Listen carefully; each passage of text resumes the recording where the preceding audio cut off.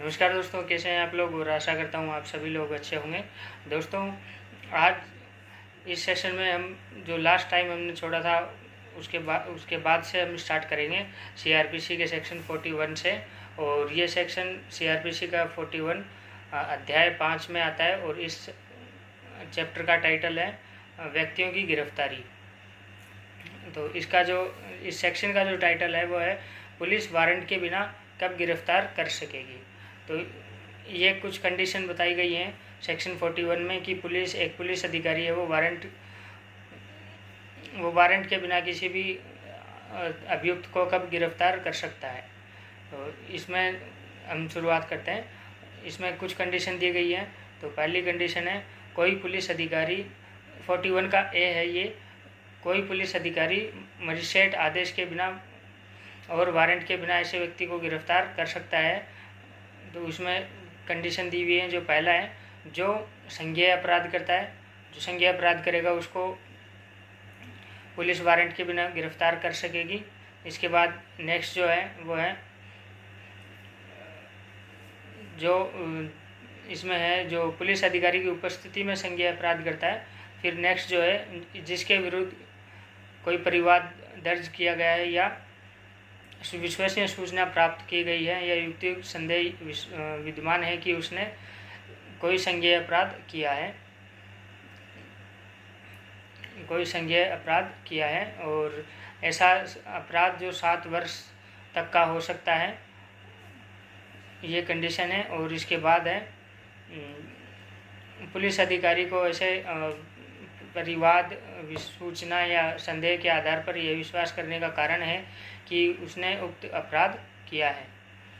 इसके बाद नेक्स्ट जो है पुलिस अधिकारी को ऐसा समाधान हो जाता है कि ऐसी गिरफ्तारी किसी व्यक्ति की गिरफ्तारी ये निम्न कारणों के लिए आवश्यक है। तो इसमें पहला है किसी जो अग्रेतर अपराध है, कोई किसी आगे के अपराध को रोकने के लिए ऐसी गिरफ्तारी आवश्यक है। दूसरा, उचित इन्वेस्टिगेशन के लिए ये गिरफ्तारी आवश्यक है। इसके बाद नेक्स्ट जो है वो है ऐसे व्यक्ति है जो साक्ष्य को मिटाने या साक्ष्य में किसी प्रकार का छेड़छाड़ से निवारण करने के लिए ऐसी गिरफ्तारी आवश्यक है। इसके बाद नेक्स्ट जो है वो है ऐसे व्यक्ति को जो मामले के तथ्यों से परिचित है उसको उत्प्रेरित करने, धमकी देने या वचन देने से निवारण करने के लिए जो गवाही है उसको देने से हटाने के लिए, निवारण करने के लिए ऐसी गिरफ्तारी आवश्यक है। इसके बाद नेक्स्ट जो है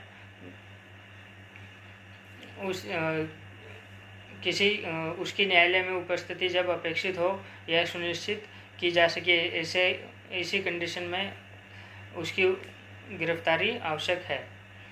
और ऐसा जो पुलिस अधिकारी है वो ऐसे गिरफ्तार किए जाने के कारणों को लेखबद्ध करेगा। इसके बाद नेक्स्ट जो है वो है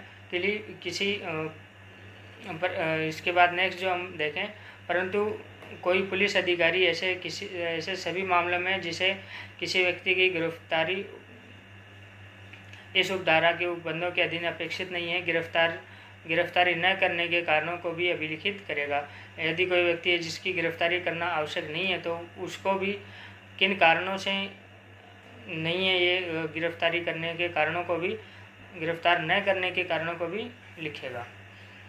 इसके बाद नेक्स्ट जो है जिसके विरुद्ध यह सूचना प्राप्त की गई है कि उसने ऐसा संज्ञेय अपराध कारित किया है जो 7 वर्ष से अधिक जुर्माना सहित या जुर्माना रहित या मृत्यु दंड, जिसमें सज़ा 7 वर्ष से अधिक जुर्माना सहित या जुर्माना रहित या मृत्यु दंड तक हो सकती है। इसके बाद नेक्स्ट जो है वो है राज्य सरकार के आदेश द्वारा कोई अपराधी उद्घोषित किया जा चुका है। इसके बाद नेक्स्ट जो है जिसके कब्जे में ऐसी चीज़ पाई जाती है जिसके चुराई हुई संपत्ति होने का संदेह किया जा सकता है। फिर नेक्स्ट कंडीशन देखें, वो है जो पुलिस अधिकारी को उस समय बाधा पहुंचाता है जब वह अपनी ड्यूटी कर रहा था या जो विधिपूर्ण अभिरक्षा से निकल भागा है या निकल भागने का प्रयत्न करता है। जो मतलब जेल से निकल भाग चुका है या निकल भागने की कोशिश करता है, और जिस पर संघ के सशस्त्र बलों में से किसी से अभित्याजक होने का उचित संदेह है। इसके बाद नेक्स्ट जो है वो है जो धारा 356 की उपधारा 5 के अधीन किसी नियम को भंग करता है। इसके बाद नेक्स्ट जो है किसी गिरफ्तारी के लिए किसी अन्य पुलिस अधिकारी से लिखित या मौखिक रूप से अध्यपेक्षा प्राप्त हो चुकी है, जिसकी गिरफ्तारी के लिए किसी अन्य पुलिस अधिकारी से लिखित या मौखिक रूप से अध्यपेक्षा प्राप्त हो चुकी है।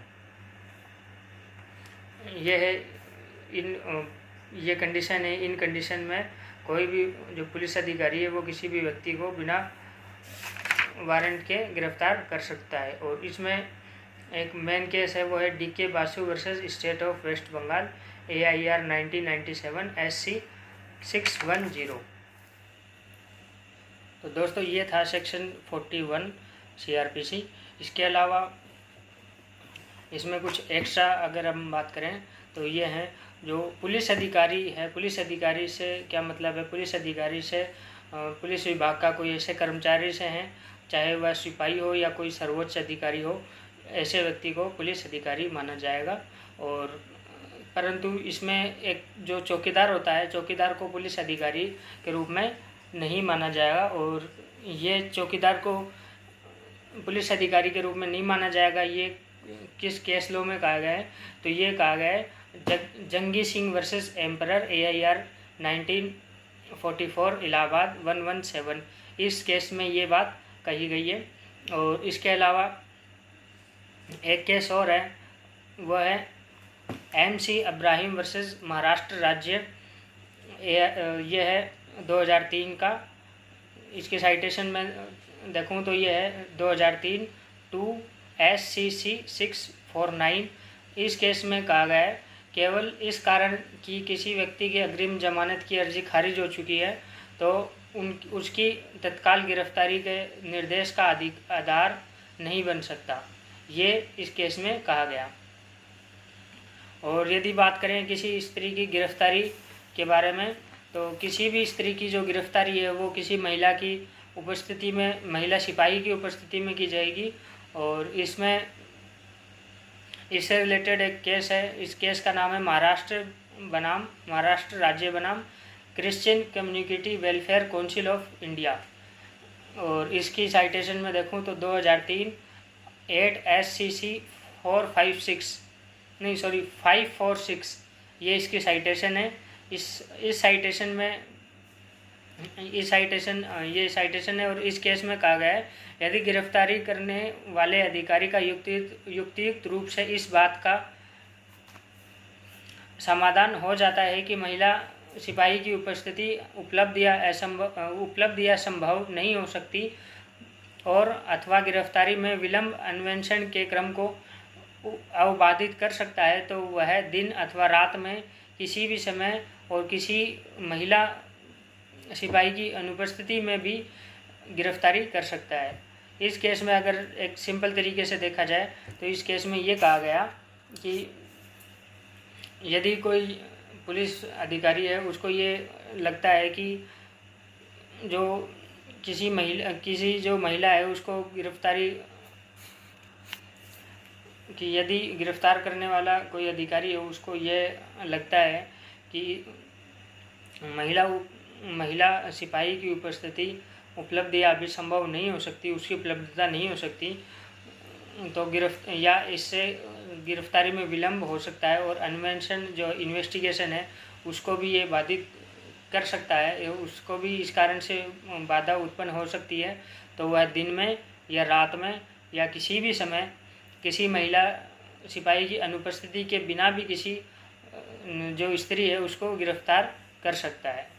बस इसमें ग्राउंड्स ये होना चाहिए कि यदि उसको लगता है कि इसमें महिला कर्मचारी जो महिला पुलिस है उसकी उपस्थिति के कारण उसको अगर अपन लेके आएंगे गिरफ्तार करने के लिए तो इसमें आवश्यक रूप से देर होगी और इन्वेस्टिगेशन भी इससे बाधित होगी। तो ये था सेक्शन 41 CRPC। और इसके बाद हम नेक्स्ट पढ़ेंगे सेक्शन 41A CRPC का। धन्यवाद।